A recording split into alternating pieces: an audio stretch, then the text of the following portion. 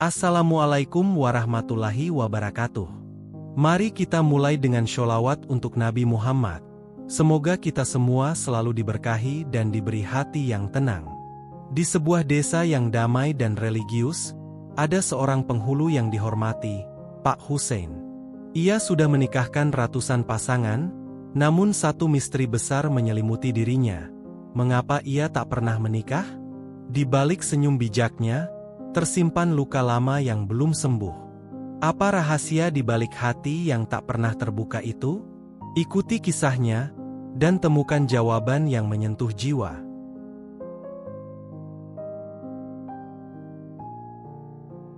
Pagi itu, langit desa Sukamulya diselimuti awan tipis yang menyaring cahaya mentari menjadi lembut dan hangat. Udara segar dari pepohonan di sekitar Masjid Agung menyelinap masuk ke rumah-rumah penduduk, membawa aroma pagi yang khas. Perpaduan antara embun, tanah basah, dan wangi kue apem dari warung Bu Rohmah di ujung gang.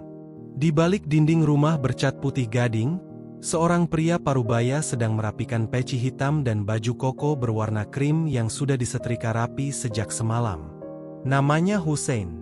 Di desa ini, tak ada yang tak mengenalnya. Warga memanggilnya Pak Hussein, seorang penghulu yang bukan hanya dituakan karena usia, tetapi dihormati karena adab dan ketulusan hidupnya. Setiap langkahnya menuju masjid selalu disapa dengan salam, senyum, dan anggukan hormat. Bahkan anak-anak kecil pun tahu siapa dia. Tak jarang mereka berlarian hanya untuk mencium tangan Pak Hussein, berharap mendapatkan ucapan yang menyejukkan hati seperti, "Semoga jadi anak soleh ya, nak." Pak Hussein tak pernah absen dari masjid, apalagi saat subuh. Suaranya yang tenang sering dipercaya untuk mengimami salat, terutama jika ustadz kampung sedang tak ada. Usai salat subuh, ia biasa duduk di serambi masjid, menyimak bacaan Al-Quran dari para remaja yang mengaji. Sesekali ia mengoreksi tajwid mereka dengan lembut, tanpa membuat mereka merasa malu. Namun, yang paling dikenal dari sosok Pak Hussein bukanlah hanya kedekatannya dengan masjid, melainkan perannya sebagai penghulu. Ia sudah menikahkan lebih dari 320 pasangan sepanjang hidupnya. Orang-orang sering menyebutnya pakar cinta halal. Setiap akad nikah yang ia pandu selalu penuh hikmat. Doanya dalam, petuahnya sederhana namun mengena. Banyak pasangan yang bahkan menjadikan nasihat Pak Hussein sebagai prinsip hidup rumah tangga mereka. Pernikahan itu ibarat perahu, kata-katanya yang paling sering diulang, dan suami istri adalah dua nahkoda yang harus kompak mendayung. Kalau hanya satu yang mendayung, yang lain diam, perahu bisa muter-muter, gak sampai tujuan. Masyarakat begitu bangga memiliki tokoh sepertinya. Bahkan pernah ada pasangan dari kota sebelah yang rela datang jauh-jauh hanya untuk dinikahkan oleh Pak Hussein. Karena mendengar bahwa setiap pasangan yang dinikahkannya konon rumah tangganya langgeng dan harmonis. Namun, di balik semua itu, ada satu pertanyaan yang masih sering berbisik di antara ibu-ibu pengajian, para bapak saat duduk di warung kopi, dan remaja yang sedang bercanda usai ngaji. Pak Hussein itu kok gak nikah-nikah ya? Sudah tua juga, padahal semua orang dihajarkannya ke pelaminan. Satu pertanyaan kecil, yang belum pernah dijawab dengan pasti. Tapi pagi itu, seperti biasa, Pak Hussein hanya tersenyum tenang. Ia mengambil sepeda ontel tuanya dan mulai mengayuh perlahan menuju balai desa. Hari ini, ada satu lagi pasangan yang akan ia nikahkan. Satu lagi kisah cinta yang akan ia saksi. Meski cintanya sendiri, entah masih hidup, atau hanya tinggal kenangan yang terkubur dalam diam. Hari itu balai desa Sukamulya dihias dengan kain putih dan emas. Kursi-kursi berjajar rapi, dan bunga melati segar menggantung di setiap sudut ruangan. Masyarakat berkumpul, sebagian mengenakan batik terbaik mereka, sebagian lagi sibuk mengatur konsumsi dan dokumentasi. Di depan meja akad, duduk sepasang calon mempelai muda, Faris dan Intan, wajah mereka berseri-seri, gugup tapi bahagia. Faris mengenakan jas abu-abu muda, Sementara Intan tampak anggun dalam kebaya putih dan kerudung renda yang menjuntai hingga punggung. Pak Hussein duduk di seberang mereka, mengenakan baju koko putih bersih dan sarung songket. Pecinya rapi seperti biasa. Wajahnya tenang, senyumnya ramah. Ia memulai dengan salam, lalu memberi sedikit nasihat sebelum akad dimulai. Pernikahan bukan hanya menyatukan dua insan, ujarnya dengan suara yang lembut tapi berwibawa, tapi menyatukan dua keluarga, dua latar belakang, dua cara pandang, yang kelak akan diuji oleh waktu, ego, dan keadaan. Tapi dengan niat yang lurus karena Allah, semua itu akan jadi ladang pahala. Para tamu terdiam khusyuk. Setiap kali Pak Hussein berbicara, seakan ada kekuatan yang membuat semua orang mendengarkan. Ia tak banyak berkata-kata, tapi setiap kalimatnya memiliki kedalaman. Setelah prosesi ijab kabul selesai, disaksikan oleh dua saksi dan diiringi ucapan sah dari para tamu, semua orang bersorak pelan. Senyum mengembang di wajah Faris dan Intan. Ibu Intan meneteskan air mata bahagia. Seorang sahabat Faris bahkan menggoda, "Akhirnya bro, lulus juga dari zona teman." Pak Hussein pun tersenyum. Ia mengangkat tangan, mendoakan pasangan muda itu dengan khusyuk, lalu menyelipkan beberapa pesan pernikahan yang ia hafal di luar kepala. Tapi, setelah semua tamu mulai berhamburan keluar, setelah tawa dan peluk bahagia mulai berganti dengan suara kursi yang digeser dan piring yang dibereskan, wajah Pak Hussein perlahan berubah. Senyumnya menghilang. Ia menatap kosong ke arah kursi pelaminan yang sudah kosong, lalu perlahan berdiri, memungut satu lembar bunga melati yang terjatuh di lantai, dan menggenggamnya erat. Tak ada yang memperhatikan perubahan ekspresi itu, kecuali satu orang. Faris, yang sejak awal memang memperhatikan lebih dari sekadar prosesi. Ia melihat bagaimana mata Pak Hussein berkaca-kaca, seolah sedang melihat seseorang, atau mengingat sesuatu yang jauh, sangat jauh. Di luar balai desa, saat matahari mulai bergeser ke barat, Pak Hussein pamit lebih dulu dari keramaian. Ia mengayuh sepeda ontelnya kembali ke rumah, tanpa banyak bicara, hanya meninggalkan ucapan sederhana. "Selamat menempuh hidup baru, Faris. Semoga Allah jaga kalian sampai ke surga." Faris mengangguk, namun pikirannya tertinggal pada sosok tua itu yang perlahan menghilang di ujung jalan. Ada sesuatu dalam tatapan Pak Hussein yang hari itu membuat hatinya tergelitik. Ratusan cinta sudah Pak Hussein saksikan.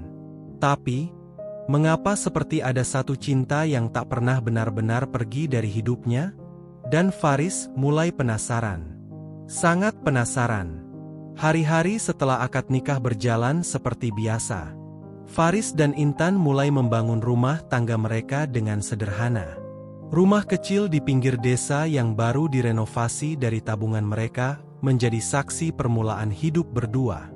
Di antara kesibukan bekerja dan menata rumah, ada satu hal yang terus mengganggu pikiran Faris. Sebuah tanya yang belum juga mendapatkan jawaban. Kenapa Pak Hussein tidak menikah? Pertanyaan itu seharusnya tak penting. Tapi setiap kali Faris mengingat momen akad nikahnya, ekspresi terakhir Pak Hussein terngiang begitu kuat. Senyum yang perlahan pudar, mata yang sayu, dan cara beliau menggenggam bunga melati seperti sedang merawat kenangan. Suatu malam, saat hujan gerimis turun perlahan, Faris duduk di beranda rumahnya. Di pangkuannya, secangkir kopi mulai mendingin. Intan sedang di dalam, membereskan lemari, tapi Faris tak ikut membantu. Ia menatap kosong keluar pagar. Masih kepikiran? Suara Intan lembut dari balik pintu. Faris menoleh dan mengangguk pelan. "Aku kepikiran soal Pak Hussein." "Loh? Kenapa?" tanya Intan sambil duduk di sampingnya, menyandarkan kepala di bahunya. "Aku ngerasa ada yang disimpan sama beliau. Kita semua tahu dia orang baik, bijak, dihormati. Tapi aku nggak bisa berhenti mikir, kenapa beliau gak nikah juga sampai sekarang?" Intan terdiam sejenak. "Dari kecil aku juga sering dengar pertanyaan itu. Tapi gak ada yang tahu pasti jawabannya. Beliau gak pernah cerita. Semua orang cuma menebak-nebak aja. Faris mengangguk, masih menatap ke depan. Aku pengen tahu, Tan. Bukan buat kepo atau mengusik. Tapi, ada sesuatu di matanya waktu itu. Kayak seseorang yang belum selesai sama masa lalu. Beberapa hari kemudian, Faris memutuskan untuk mulai mencari tahu. Ia memulai dengan cara yang paling wajar, bertanya kepada orang-orang tua di desa. Ia menyambangi warung kopi Pak Wardi, tempat para lelaki tua sering berkumpul. Pak Wardi, boleh tanya sesuatu? Ujar Faris, duduk setelah memesan segelas teh manis. Boleh, Riz. Mau nanya soal kerjaan atau rumah tangga? Sahut Pak Wardi sambil tertawa kecil. Faris ikut tersenyum, lalu berkata pelan, saya pengen tahu soal Pak Hussein, kalau boleh. Dulu beliau pernah mau nikah gak sih, Pak? Pak Wardi langsung menghentikan gerakan tangannya yang sedang mengaduk kopi. Ia menatap Faris sejenak, lalu menarik napas.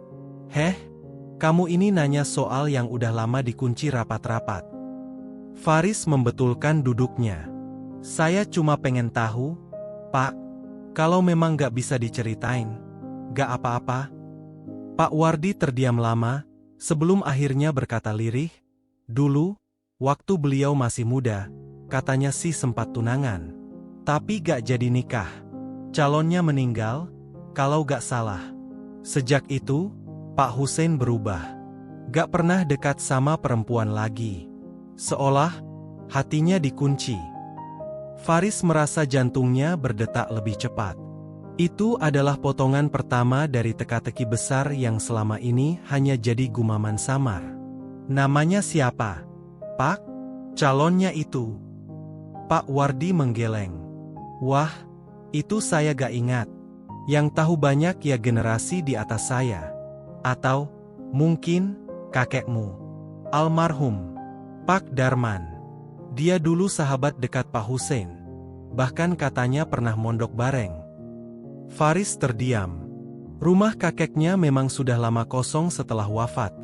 Tapi beberapa barang peninggalan masih tersimpan di dalam. Rumah itu sedang ia renovasi pelan-pelan. Ia bahkan belum membuka semua kotak di loteng dan lemari tua di dalamnya.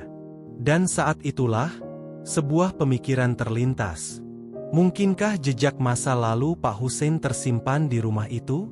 Pagi itu, kabut masih menggantung rendah di sekitar desa Sukamulya. Embun di daun pisang memantulkan cahaya matahari yang mulai naik perlahan. Tapi di warung kopi milik Pak Wardi, suasananya mulai panas. Bukan karena kopi, tapi karena obrolan yang sedang mengalir deras. Warung kecil beratap seng itu memang tempat favorit warga desa untuk berbagi cerita, bersenda gurau, bahkan mengeluh. Meja-meja kayu sederhana dipenuhi para bapak dari berbagai latar. Ada yang petani, guru ngaji, pedagang keliling, bahkan ketua RT. Hari ini, satu nama menjadi pusat perbincangan, Pak Hussein. Saya sih heran ya, sudah nikahkan ratusan pasangan, tapi dirinya sendiri belum juga nikah. Celetuk Pak Darto, seorang tukang bangunan yang terkenal ceplas-ceplos. Betul, betul, sahut Pak Rahim, pensiunan guru. Kalau zaman dulu, lelaki belum menikah itu dianggap belum lengkap. Apalagi beliau kan tokoh agama, jadi panutan. Jangan-jangan, ada yang disembunyikan, bisik Pak Karim pelan, lalu menyesap kopinya. Masa gak ada satupun perempuan yang mau sama beliau? Atau jangan-jangan, beliau yang gak mau? Pak Wardi hanya menggeleng pelan dari balik meja kasir. Ia tahu topik ini akan muncul cepat atau lambat. Setiap kali Pak Hussein menikahkan pasangan, gosip itu seperti api yang menyala lagi. Sudah bertahun-tahun seperti itu. Ah, jangan suudzon lah. Tiba-tiba suara Bu Siti, istri Pak Wardi, menyela dari dapur belakang. Pak Hussein itu baik. Kalau belum nikah, pasti ada alasannya sendiri. Kita gak tahu isi hati orang. Tapi namanya juga lidah. Selalu lebih cepat dari logika. Obrolan terus berkembang. berubah jadi semacam kompetisi asumsi. Mungkin dulu pernah ditolak perempuan, atau trauma karena pernah gagal nikah, atau mungkin gak suka perempuan. Semua kalimat itu terucap tanpa pertimbangan. Tak satu pun dari mereka benar-benar tahu cerita di balik hidup Pak Hussein. Mereka hanya merasa berhak tahu karena beliau adalah tokoh publik, pemuka agama, dan penghulu desa. Di luar warung, Faris kebetulan lewat dengan motornya, hendak menuju rumah kakeknya yang sedang direnovasi. Ia sempat melihat beberapa orang di dalam warung menoleh ke arahnya dan membicarakan sesuatu. Faris tak tahu bahwa namanya juga sempat disebut, karena ia adalah pasangan ke-321 yang dinikahkan Pak Hussein. Sesaat setelah Faris lewat, Pak Darto menyambung. Itu si Faris ya? Coba aja tanya dia. Siapa tahu habis akad kemarin, Pak Hussein sempat cerita sesuatu. Pak Rahim tertawa. Wah, kalau Faris bisa bongkar misteri ini, bisa jadi bahan skripsi. Tawa meledak di dalam warung, tapi ada satu orang yang tak ikut tertawa, Pak Wardi. Ia menatap keluar, ke jalan yang baru saja dilewati Faris. Dalam hatinya, ia tahu gosip ini tidak akan berhenti sampai seseorang benar-benar membuka kisah lama yang selama ini tersembunyi rapi. Dan mungkin, Faris adalah orang yang ditakdirkan membuka kisah itu. Pagi di desa Sukamulya selalu dimulai dengan suara anak-anak kecil yang berlarian menuju TK Bina Insani, satu-satunya taman kanak-kanak di desa. Di depan gerbang yang berhiaskan lukisan bunga dan huruf hijayah, berdirilah seorang perempuan dengan senyum lembut dan kerudung pastel. Bu Marni, guru TK yang sudah mengajar sejak lulus kuliah beberapa tahun lalu. Usianya kini 36, seorang janda tanpa anak. Suaminya meninggal 5 tahun lalu karena sakit. Sejak itu, ia kembali ke kampung halamannya dan mengabdikan diri sebagai guru. Ramah, sabar, dan punya tutur kata halus, membuatnya cepat disukai banyak orang. Tapi, diam-diam, di balik senyum yang ia berikan kepada anak-anak, ada satu sosok yang kerap hadir dalam doanya. Pak Hussein. Awalnya, rasa itu tumbuh perlahan. Setiap kali ada acara pernikahan di desa, Bu Marni selalu melihat bagaimana Pak Hussein dengan hikmat memimpin prosesi akad. Sorot matanya teduh, tutur katanya terukur, dan caranya memperlakukan semua orang dengan hormat. Semuanya membuat hati Bu Marni terpaut, meski ia tak pernah benar-benar mengakuinya. Di hari akad Faris dan Intan, Bu Marni kebetulan hadir membantu mengatur dekorasi. Ia memperhatikan Pak Hussein dari kejauhan. Ketika acara selesai dan semua orang bersalam-salaman, ia memberanikan diri menyapa. Pak Hussein, maaf, kalau berkenan, mampirlah ke sekolah. Anak-anak pasti senang kalau ada yang bisa ceritakan kisah nabi-nabi, ucap Bu Marni lembut. Pak Hussein tersenyum sopan, menundukkan kepala, tapi tak langsung menjawab. Ia hanya berkata, Insya Allah, Bu Marni. Nanti kalau ada waktu. Itu bukan penolakan, tapi juga bukan harapan. Sudah beberapa kali Bu Marni mencoba mendekat, tak langsung, tapi cukup terasa. Pernah suatu kali, ia mengirimkan sepiring ketupat sayur ke rumah Pak Hussein saat Lebaran. Pernah juga mengirimkan undangan pengajian ibu-ibu yang sebetulnya tidak mengharuskan kehadiran pria. Tapi setiap kali, Pak Hussein selalu menanggapinya dengan sopan dan menjaga jarak. Beliau terlalu baik untuk disalahkan, ujar Bu Marni suatu malam kepada sahabatnya, Bu Nanik, sesama guru. Tapi kadang aku merasa seperti ditolak tanpa sempat menyatakan. Bu Nanik menggenggam tangan sahabatnya. Mungkin beliau belum selesai dengan masa lalunya, Mar. Mungkin belum waktunya. Bu Marni hanya tersenyum tipis. Ia tidak sakit hati, tidak kecewa, tapi hatinya tetap menyimpan satu harap, meski samar, bahwa suatu hari Pak Hussein bisa melihatnya, bukan hanya sebagai guru TK yang ramah, tapi juga sebagai perempuan yang ingin menemani hidupnya dengan penuh hormat dan cinta. Tapi ia juga tahu, Cinta yang terlalu dalam pada masa lalu, bisa menjadikan masa kini sekadar bayangan. Dan setiap kali melihat Pak Hussein berjalan sendiri sepulang dari masjid, Bu Marni hanya bisa memandangi punggung lelaki itu dari kejauhan, penuh rasa, tapi tak pernah bisa benar-benar mendekat. Sore yang teduh di desa Sukamulya, sinar matahari menembus sela-sela daun pohon mangga di halaman rumah tua milik kakek Faris.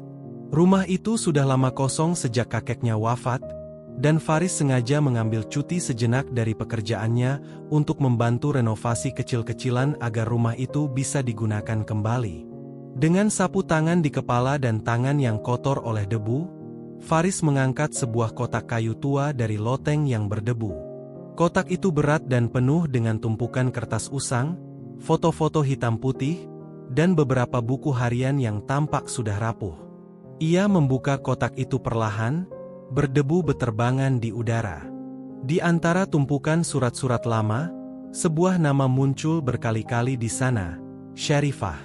Faris mengangkat salah satu surat yang terikat dengan pita biru lusuh.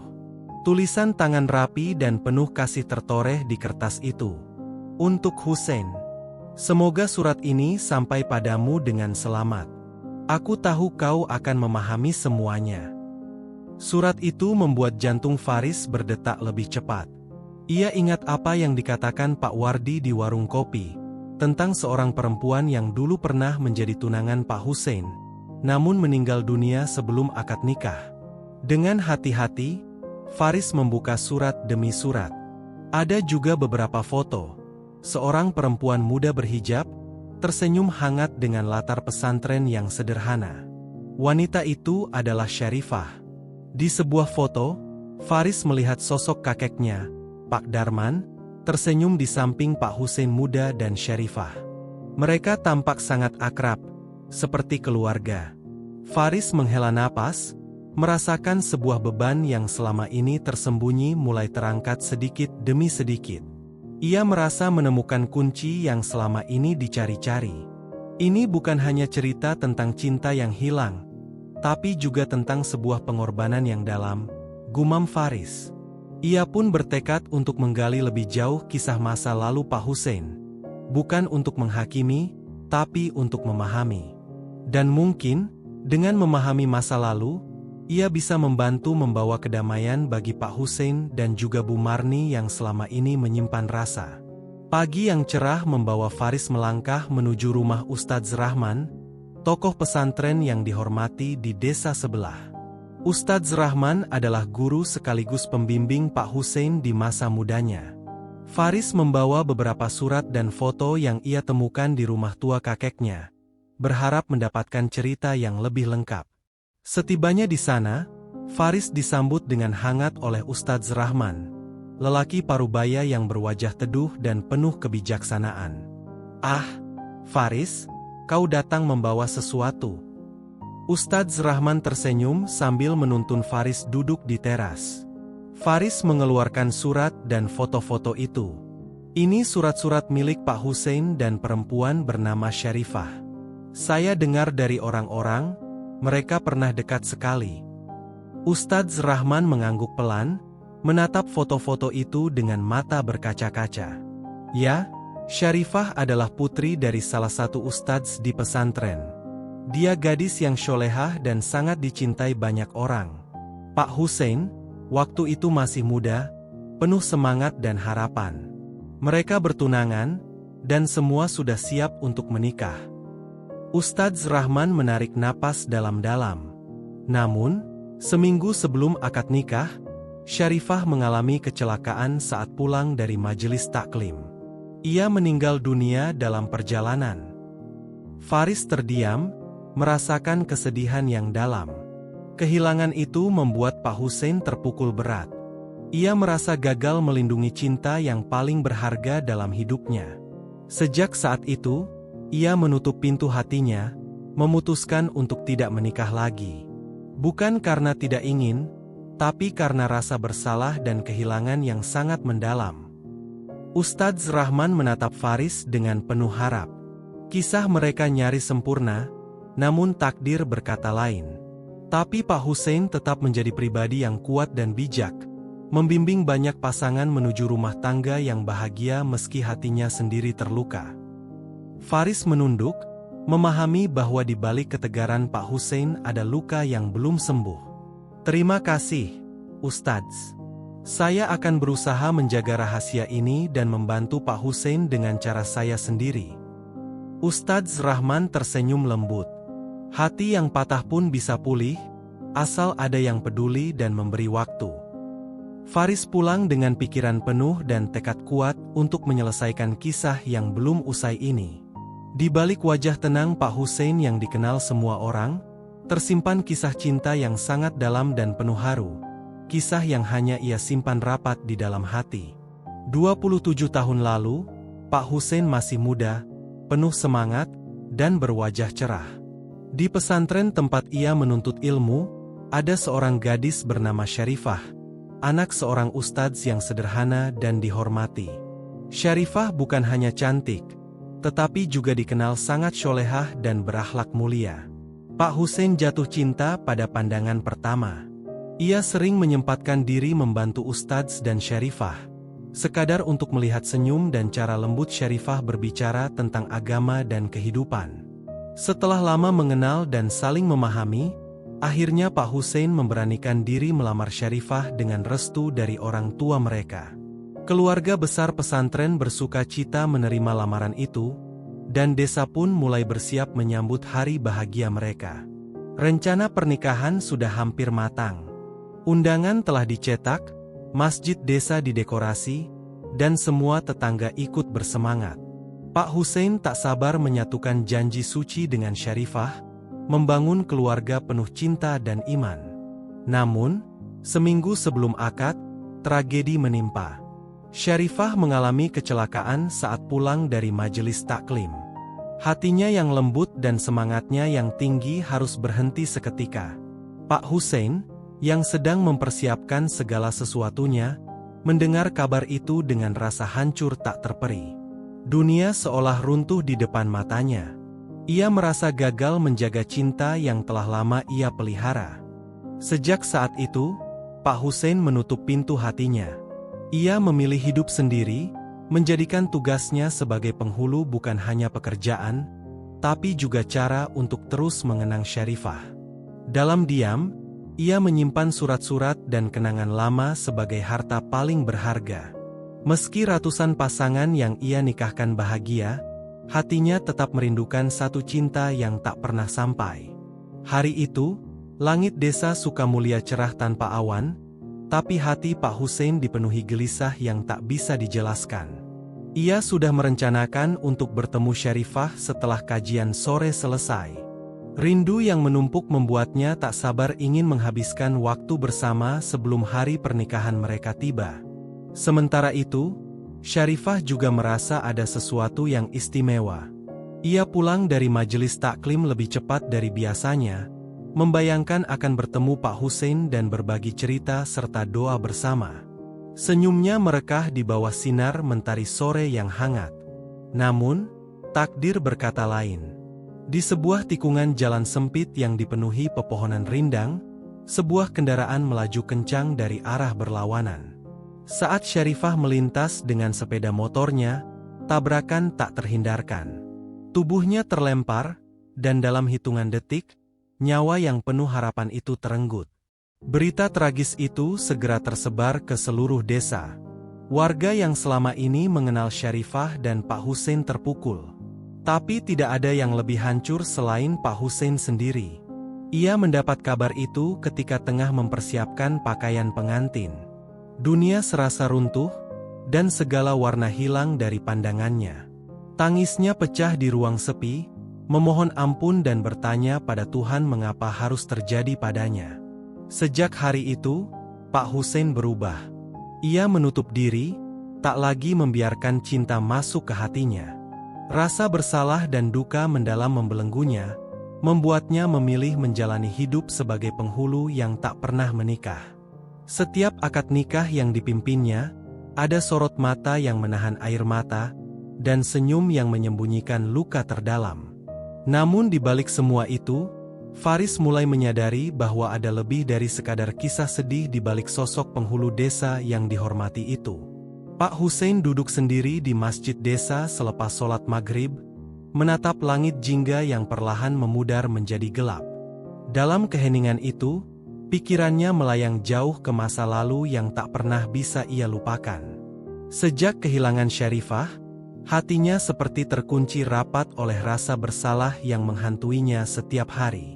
Ia merasa bahwa kecelakaan itu adalah akibat dari keinginannya yang terlalu memaksa Syarifah menghadiri majelis taklim. Seolah ia telah mengorbankan cinta sejatinya demi sebuah kesempurnaan yang tak kunjung datang. Karena itu, Pak Hussein memutuskan untuk tidak pernah menikah. Ia memilih mengabdikan hidupnya sebagai penghulu desa, menikahkan ratusan pasangan yang berharap hidup bahagia.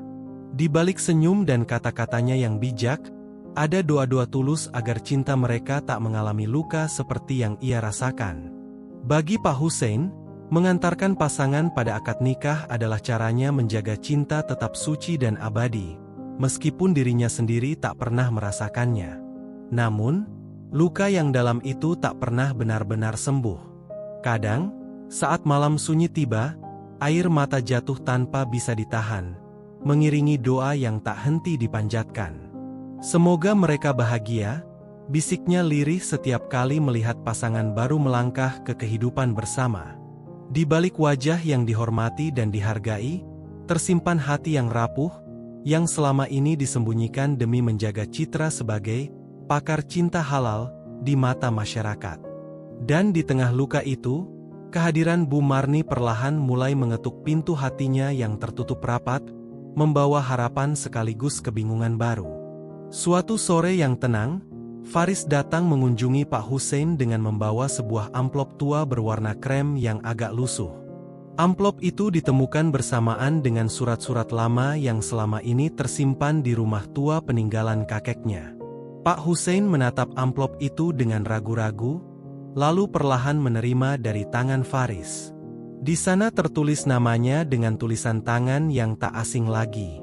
Dengan tangan gemetar, ia membuka surat itu dan mulai membaca kata demi kata yang tertulis di dalamnya. Pak Hussein yang kucinta, jika engkau membaca surat ini, berarti aku telah tiada sebelum hari bahagia kita tiba. Aku ingin kau tahu bahwa aku sangat mencintaimu, lebih dari yang bisa diungkapkan kata-kata. Aku juga ingin engkau tahu, aku selalu restu dan bahagia walau harus pergi duluan. Jangan pernah menyalahkan dirimu, karena apa yang terjadi bukanlah kesalahanmu. Aku ingin kau hidup bahagia, melangkah maju, dan membuka hati lagi, seperti aku yang selalu mendoakanmu dari sisinya. Sampai kita bertemu kembali, cintaku tetap abadi di sini. Syarifah.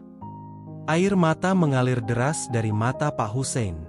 Untuk pertama kalinya sejak bertahun-tahun lamanya, hatinya merasakan kehangatan yang lama ia pendam. Surat itu adalah sebuah pengampunan, harapan, dan doa yang belum pernah sampai ke telinganya selama ini. Sebuah penutup yang juga merupakan awal baru.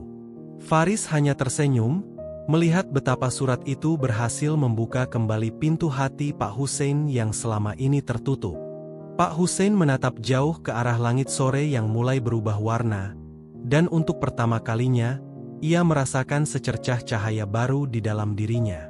Suasana malam itu hening, hanya terdengar suara azan Isya yang mengalun lembut dari menara masjid.